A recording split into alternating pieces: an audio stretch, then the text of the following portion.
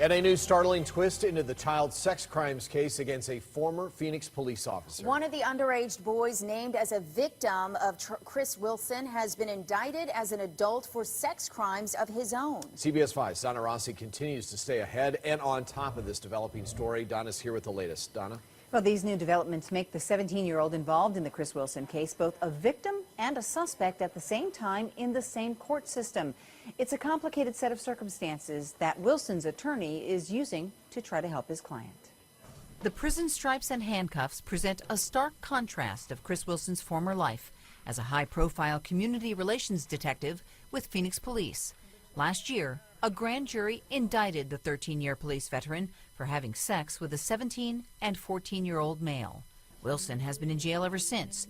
Today, his attorney took the first step in fighting for bail for Wilson after charges were filed against the 17-year-old victim as an adult for having sex with that same 14-year-old. Under the eyes of the law, he's just as responsible as my client and should face the same consequences. The 17-year-old, who is now almost 19, is charged with more higher-level felonies than Wilson and was never arrested.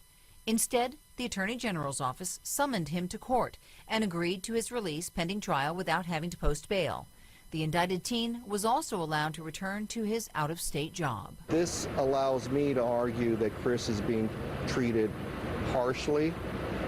It's not consistent, and this is one prime example. CBS 5 News has been pressing the Attorney General's office since last week for answers. Finally, late this afternoon, they released a statement, which in summary says, because the defendant and victim were both juveniles, the state, in its discretion, elected not to request that no bail be afforded the defendant. Because the recently indicted teen is still considered a sex crimes victim in the case against Wilson, CBS 5 News is choosing not to use his name, even though he is charged as an adult and is now nearly 19. We will keep you posted on any new developments.